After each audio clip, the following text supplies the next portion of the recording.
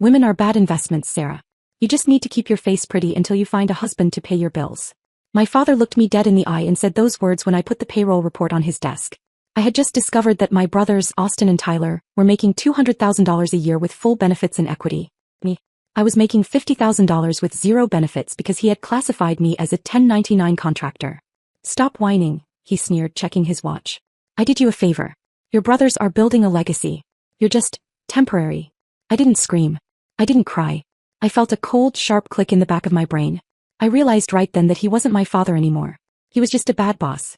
And I knew exactly how to destroy a bad boss using the very contract he forced me to sign. I picked up my bag.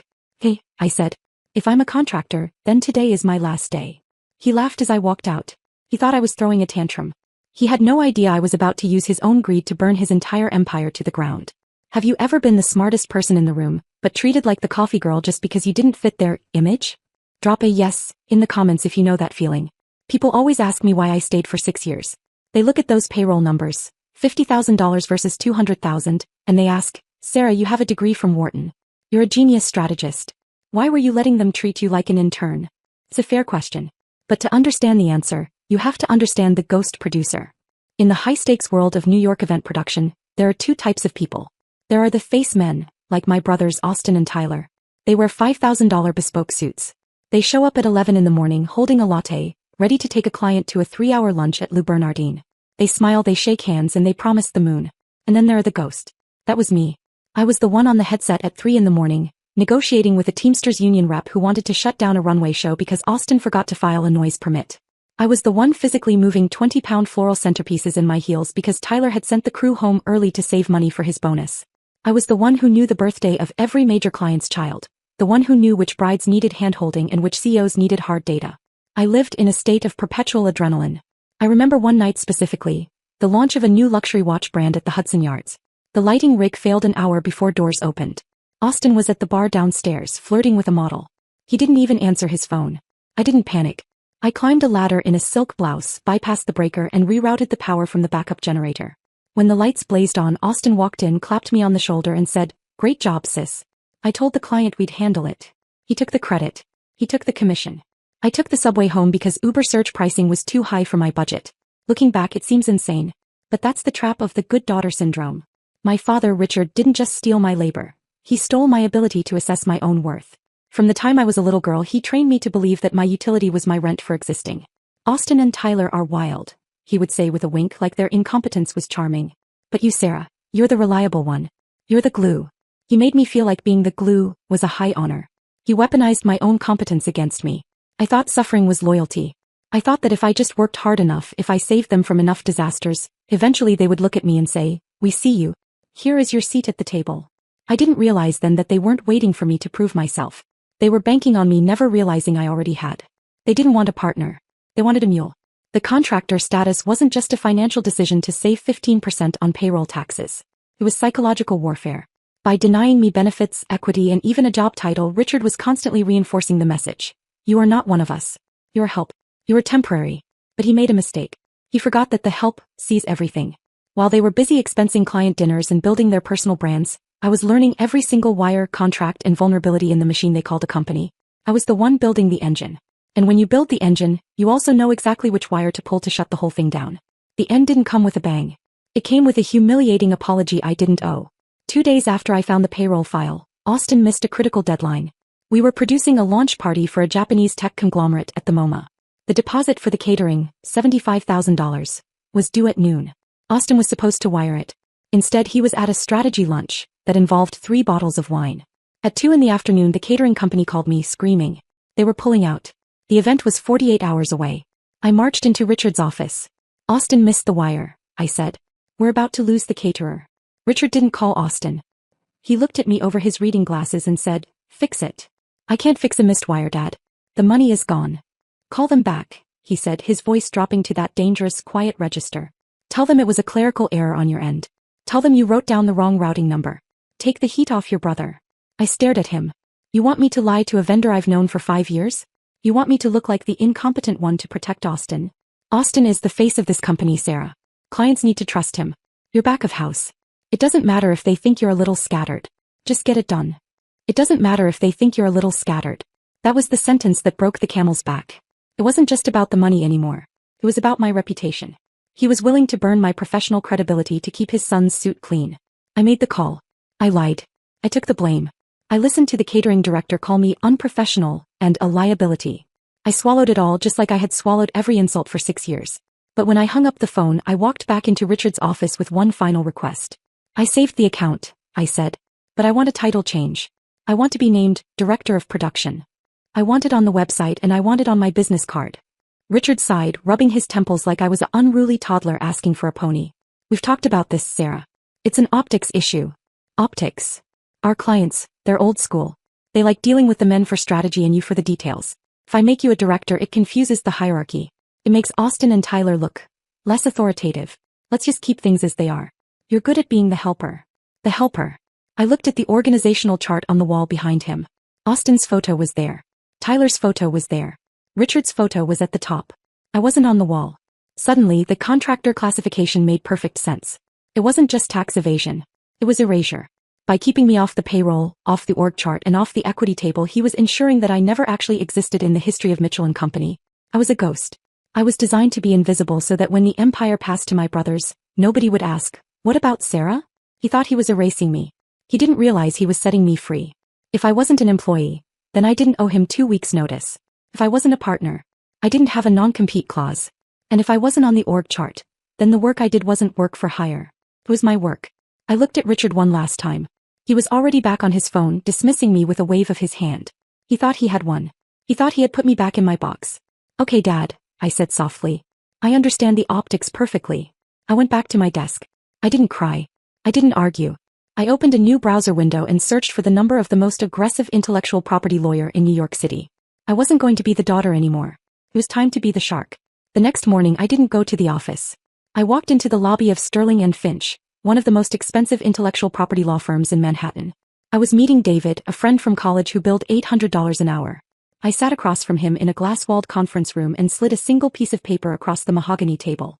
It was the independent contractor agreement Richard had forced me to sign 3 years ago. "Read clause 4, I said. David adjusted his glasses. He read it once. Then he read it again. Then he started laughing. "Sarah," he said, looking up with a grin that was all shark. "Is this a joke? Did he download this template from the internet?" "He wanted to save money on legal fees," I said. "He said lawyers were a waste of overhead." David tapped the paper. "He didn't just save money on legal fees.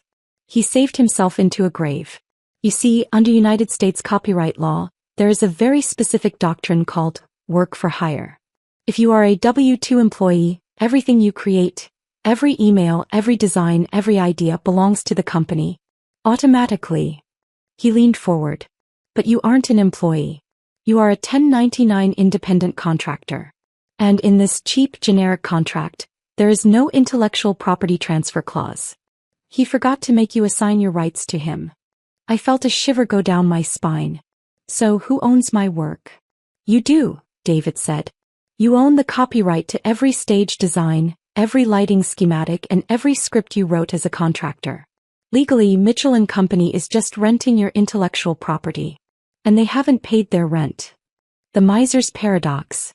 My father was so obsessed with saving 15% on payroll taxes that he had accidentally handed me the keys to his entire kingdom.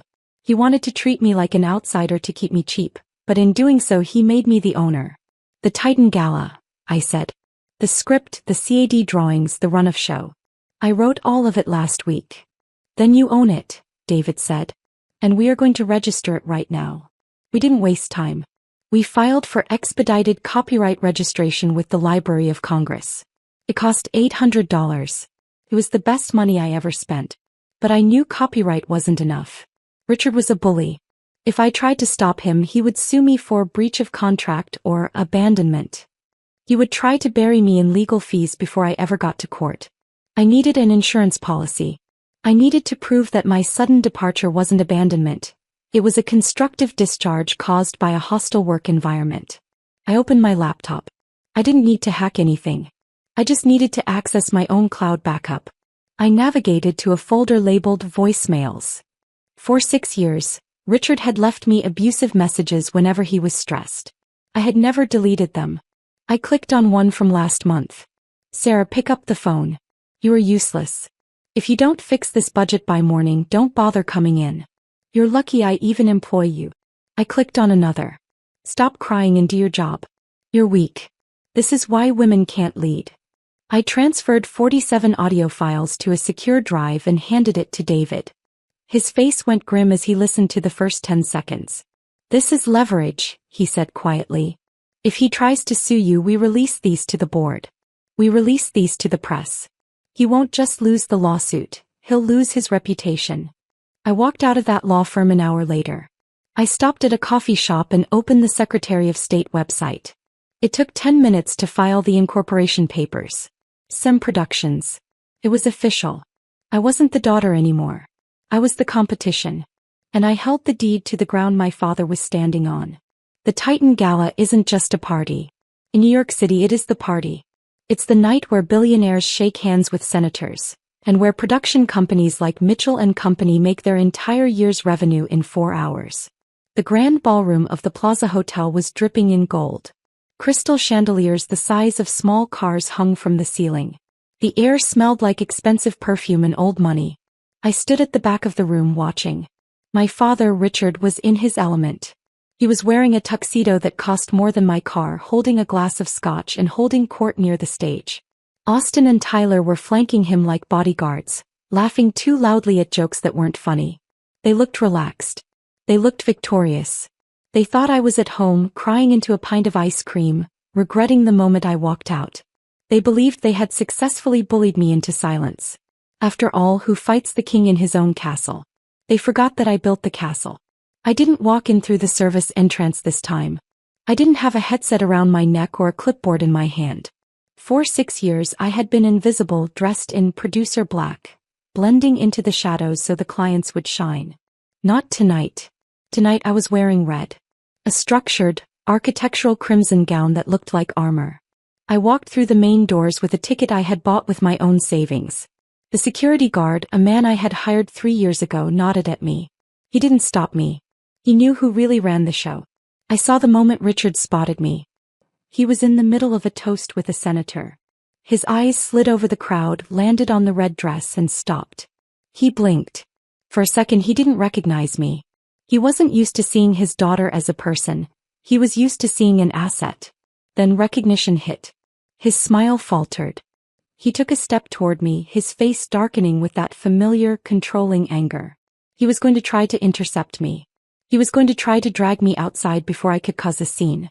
I didn't stop for him. I turned away and walked straight to the head table, stopping in front of Mr. Vance, the billionaire funding the gala. He valued only competence and contracts. Sarah, he said, I thought you left. I did, I replied calmly. But not my work. I handed him a thin black folder. My federal copyright registration for the Titan Gala. Script, lighting, run of show, topped with a court-stamped cease and desist. The show you're about to watch is stolen, I said. Mitchell & Company doesn't own it. I do.